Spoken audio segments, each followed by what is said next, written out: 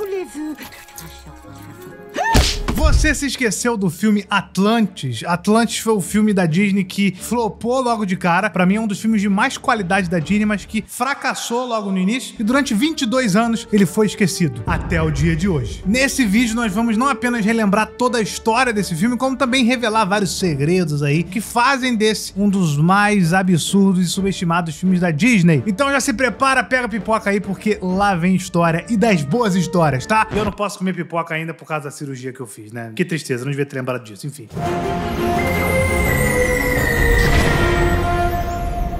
Fala galera, eu sou o Imaginago, bem-vindos a mais um vídeo e hoje eu quero falar pra vocês desse filme maravilhoso e subestimado que é Atlantis, o Reino Perdido. Que filme incrível, eu lembro de ter assistido pela primeira vez ele num aluguel que minha prima fez na locadora em DVD. Sabe o que é DVD? Pois é coisa de velho. Mas antes eu quero lançar logo uma curiosidade de cara aqui, porque eu acho que com certeza você não sabia que esse filme era pra ser o Piratas do Caribe em animação, era pra ser a animação do Piratas do Caribe. Pois é, eu não tô fumando banana, tá? Tudo começou lá no filme O Corcunda de Notre Dame, né, que foi lançado, fez um tremendo sucesso, claro que você conhece, não tem como não conhecer, e esse sucesso deu carta branca pra equipe que trabalhou naquele filme começasse um novo projeto. Então o roteirista teve a ideia de adaptar uma história voltada para a atração de Piratas do Caribe, que pra quem não sabe, Piratas do Caribe sempre foi uma atração dos parques da Disney, era um brinquedo nos parques da Disney chamado Piratas do Caribe. E lembrando que a gente tá em 2001, tá? O filme live action de Piratas do Caribe com Johnny Depp e tal, que você conhece, ainda não existia. Não tava nem aí. Ah, entendi. Essa ideia era muito boa, mas o que eles não sabiam era que os filmes live action já estavam em desenvolvimento naquela época. Então, todo o projeto foi barrado pela Walt Disney e eles tiveram que mudar de rumo. Foi aí que a Cidade Perdida de Atlantis entrou na jogada. Uma história que é muito antiga, que é contada pra gente nos livros do filósofo Platão, pra vocês verem quão antiga é, onde ele fala sobre uma cidade extremamente avançada tecnologicamente, que simplesmente desapareceu do dia pra noite e foi pra baixo d'água. Esse mito, ele é muito famoso, é um dos mais famosos da humanidade, e até hoje tem gente que acredita que realmente existe uma cidade perdida debaixo d'água. Mas lembrando que também tem gente que acredita que a gente vive numa terra plana, então ter pessoas que acreditam não necessariamente quer dizer alguma coisa. Então é uma ideia boa, né? Por que não criar um filme em cima de uma história que todo mundo já ouviu falar e todo mundo acha legal? Pois bem, a primeira ideia da equipe era criar um Piratas de Atlântida, mas as coisas não deram muito certo porque eles ainda não estavam com aquela pira de Piratas do Caribe na cabeça, né? Eles não queriam largar esse osso, e no final das contas o conceito do filme acabou sendo uma mistura do mito de Atlântida com as obras do autor, né, do escritor famoso de aventuras chamado Júlio Verne, né, e com uma pegada também de Indiana Jones que nunca faz mal a ninguém. Eles pegaram tudo isso, botaram numa panela, botaram no congelador e pronto, está pronto o nosso querido sorvetinho chamado Atlantis. Eles só não sabiam que ia ser um fracasso de bilheteria inacreditável. Quando o chefão da Disney na época leu o roteiro de Atlantis, ele simplesmente amou e ele mandou fazer aquilo, ele falou que aquilo era a melhor coisa que ele já tinha lido em muito tempo. Então os preparativos pro filme começaram e o resto é história. História é essa que nós vamos relembrar agora pedacinho por pedacinho nesse vídeo que tá, ó, uma belezura. Claro que você já deixou até o seu like aqui. Você gosta quando eu revisito animações que as pessoas já esqueceram e que você gosta muito. Então seu like é extremamente importante. Esse é um tipo de vídeo burro no YouTube, porque eu tenho que falar de coisas populares, não de um negócio que flopou. E esse filme, ele já começa com o pé na cara. Eu acho que é uma das melhores aberturas das animações, porque ele já mostra a Atlântida ali na treta, já mostra como é que a Atlântida vai ser destruída no início do filme. Uma cena bem frenética, cheia de veículos voadores, caos, um tsunami e uma breve visão do tamanho de Atlântida, né, que ela tinha antes de tudo acontecer, já que, como o próprio nome diz, antes da ruína desse lugar, era realmente um império gigantesco, era um reino. Só essa cena inicial já mostra pra gente que esse não é um filme da Disney comum, porque já de cara a gente vê que muita gente ali acaba morrendo afogada e já fica claro que esse filme não é nenhum Mary Poppins, nenhuma coisa colorida da vida. E se você ainda não acredita que Atlantis realmente é um filme mais adulto, apesar de eu ter falado que é dos mesmos criadores de Corcunda de Notre Dame, saiba que ele é o filme que tem o maior número de mortes num filme da Disney até hoje. Depois dessa introdução impactante, o filme muda totalmente de ares e apresenta pra gente o nosso protagonista, o Milo. É um jovem cartógrafo extremamente maluquinho que sonha em fazer uma expedição em busca de Atlântida. Alguns podem perguntar, por que Atlântida? É só uma lenda, não é? O sonho que ele herdou do seu falecido avô, né? Que além de criar o menino depois do falecimento dos pais, dedicou toda a sua vida a essa pesquisa e morreu como um doido que acreditava em um conto de fadas por nunca conseguir provar as suas teorias. O Milo, apesar de genial, trabalha cuidando da caldeira do museu. Então, para conseguir financiar uma expedição, ele tentou pedir um financiamento para os curadores do museu, mas já que ele, além de ter poucas provas e ser muito maluco, ninguém acredita nele e os seus planos acabam indo por água abaixo sempre. Tem um grande potencial, Milo, não desperdice. Alice atrás de contos de fadas. E já sem esperanças, o nosso garoto Milo volta pra casa, onde é surpreendido pela belíssima Helga Sinclair, uma mulher bonita, com um jeito mau caráter, daquelas que o Imaginago se apaixonaria. Meu nome é Helga Sinclair. Estou aqui em nome do meu empregador, que tem uma proposta muito interessante pra você. É só pra deixar claro essa parte que o Imaginago se apaixonaria, o roteirista escreveu e eu li no automático. Isso não foi eu que escrevi isso, não. Nego todas as acusações de forma veemente. Você é um homem muito triste e estranho. Essa moça leva o Milo até um velhinho bilionário, muita gente chama ele de Preston Whitemore, e esse cara simplesmente resolve todos os problemas do Milo. Ele já de cara oferece pra ele o Diário Perdido, que tem todas as informações de Atlantis, e dá pra ele toda uma equipe já preparada pra partir em direção a Atlantis. Precisa de engenheiros, geólogos e... Tenho todos, os melhores. Isso é suspeito? Pra caramba, né? Mas o velhinho justifica dizendo que ele conhecia o avô do Milo, que eles eram amigos, então o garoto embarca na ideia sem medo de ser feliz. É uma expedição realmente enorme, com cerca de 200 tripulantes, vários maquinários absurdamente lindos, inspirados, né, naquela temática steampunk do começo do século XX. É muito legal. E sério, cara, dá uma olhada nesse submarino. É absurdo, é lindo demais esse filme. Mas o capricho do filme não fica só na arte não, cara, porque agora a gente também é apresentado a vários personagens importantes do filme. Começando pela Audrey, que é uma mecânica casca grossa ali, que adora bater nos outros sem motivo nenhum. Se esquivar, leva duas. Ai, ai.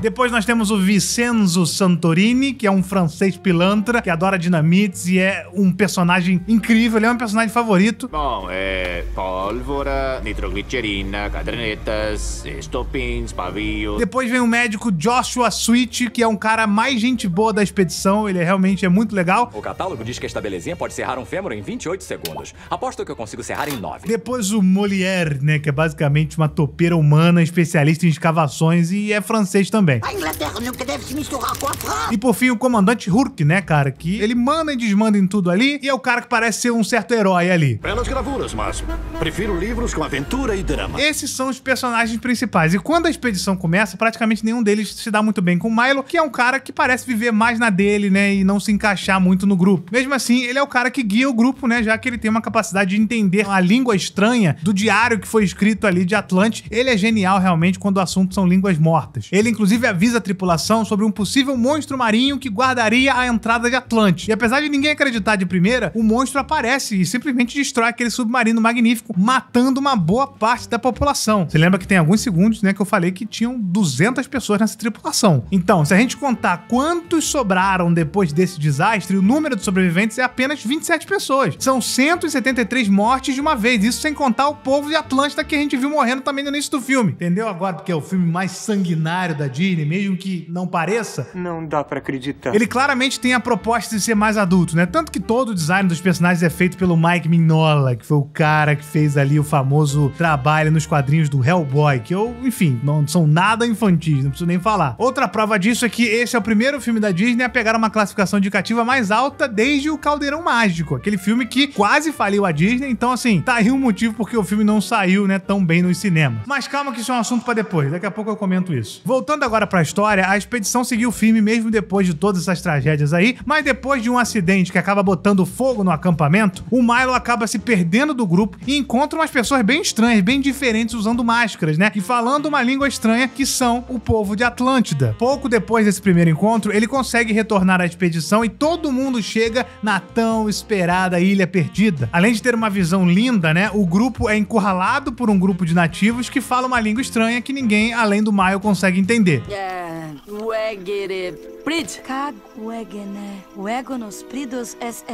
Essa língua se chama Atlantean e ela realmente foi inventada do zero pra esse filme. Eles inventaram uma língua pra um filme da Walt Disney. Não sei se vocês entenderam, mas realmente se você quiser estudar essa língua, você consegue conversar com outras pessoas que também estudaram essa língua e consegue viver falando só essa língua.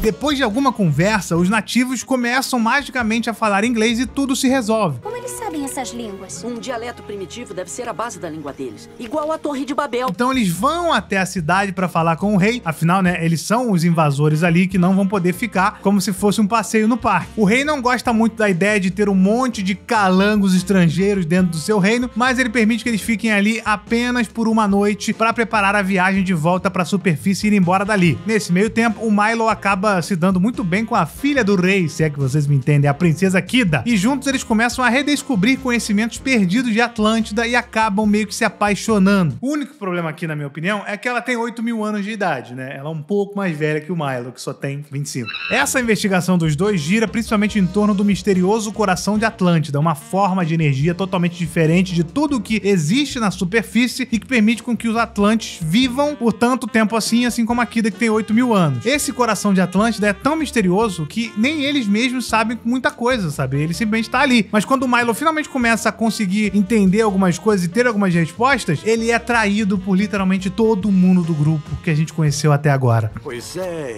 eu poderia ter contado até mais cedo, mas achei que deveria saber só o necessário. Ao invés de interesse científico, o objetivo oculto dele sempre foi capturar essa forma de energia pra vender pra algum país e usar como arma. Cara, isso é incrível. Quer dizer, na verdade, eles não queriam capturar a energia. Eles queriam capturar, pegar tudo que podia virar grana na superfície e levar embora. Eles queriam realmente fazer a colonização. E esse é um plot twist muito doloroso. É por isso que é incrível, porque você tava gostando muito dos personagens, cara. Eu já tinha um personagem favorito no filme. Eu gostava de todos eles, achava eles gente boa. E eles traíram a gente, cara. O personagem que encabeça essa ideia é o Comandante Hurk, né? Esse pilantra simplesmente espanca o rei idoso sem dó pra poder conseguir a localização daquela energia lá. Mas quando eles encontram a energia, a Kida acaba sendo absorvido por essa bobice, e isso tudo de uma forma bem misteriosa, e ela acaba virando meio que uma personificação do coração de Atlântida. Isso não é um problema pro Comandante Hurk, que simplesmente encaixota a mulher e despacha ela mesmo assim. Seja otimista, filho. Você é o homem que descobriu a Atlântida e agora vai fazer parte da exposição. Todo mundo já tava pronto pra ir embora e abandonar o Milo ali mesmo, sabe, em Atlantis. Mas depois de um discurso bem pensado, cara, os seus companheiros simplesmente se arrependem da traição. E aí quase todos ficam lá com ele, exceto a Helga e o comandante, né, que já estavam lá meio que mandando e já estavam levando a Kida embora. E eles explodiram na saída a única forma de sair dali para que ninguém possa ir atrás deles e contar a verdade pro mundo. Nesse momento a coisa começou a ficar feia, mas como o Milo é um cara muito sabichão, ele simplesmente ensinou todo mundo como pilotar uma espécie de moto voadora ali, uma coisa meio que tecnológica, retrô, que ninguém mais sabia como usar em Atlantis. Ele desvendou, ensinou pra galera e eles partiram voando pra resgatar a princesa Kida. E aí que começa a cena da batalha final, que mesmo no subterrâneo vira uma espécie de batalha de aviões insana, com muito fogo, muitas explosões pra todo lado, incrível. E esse final, que é um final espetacular, uma apoteose de tão legal, ele foi planejado pela equipe desde o início. Tudo foi feito pra chegar nesse momento épico de avião dentro de caverna, cara. Isso é absurdo. E é tão provado que eles pensavam nisso desde o início, que desde os primeiros dias de gravação, eles apareciam com uma camiseta que tava escrito assim: Atlantis, menos músicas e mais explosões. Quer dizer, era realmente uma coisa diferenciada na Disney. Ok, agora sim, tá ficando bom. E o Comandante Hurk, ele é tão mau caráter que ele trai até a traidora. Numa hora, né, que o balão dele não tava conseguindo sustentar o peso, ele simplesmente joga ela lá embaixo porque não tava dando.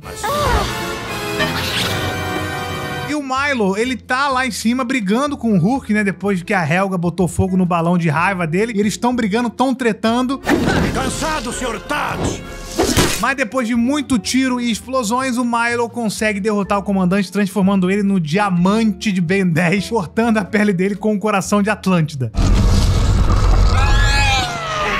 Mas como ele não era um cara preparado pra tamanho poder, ele simplesmente explode numa das cenas mais esquisitas e satisfatórias ao mesmo tempo. E aí entra a Kida, né, que usa os poderes do coração de Atlântida pra poder proteger a cidade, né, daquela explosão toda, ativando um monte de Megazord que cria uma barreira em volta da cidade pra impedir que um vulcão que tava em erupção pudesse explodir tudo. É um caos absurdo, esse final, ele não tem como você não ver, tipo, nossa, cara, que coisa caótica e incrível. Mas tudo acaba bem. O coração de Atlântida sai de dentro do corpo da Kida, ele volta lá pro lugar onde ele deveria estar, e como seu pai faleceu, né, ela agora assume o posto de rainha de Atlântida. E aí, nesse momento, algum tempo se passa e eles começam, né, a expedição começa a fazer os preparativos pra ir embora, né, voltar pra superfície e seguir a vida. Mas o Milo decide que ele vai ficar com a Kida, que ele vai ficar em Atlântida pra poder estudar mais o passado daquele povo e também porque os dois se gostam muito. Vai meter esse papinho, Milo? Tu ficou ali por causa da Kida? Ah, eu vou ficar aqui pra estudar mais o povo. Beleza. Já os seus outros companheiros voltam pra superfície levando um montão de ouro, um montão de riquezas e uma série de provas para o velhinho milionário, né, que financiou ali essa bobice toda essa expedição. Então o filme termina com uma cena que até aquele momento foi a mais difícil de se animar na história da Disney. Foi muito difícil fazer. Essa cena começa com um zoom bem próximo dos personagens e ela vai se afastando até pegar a Atlantis inteira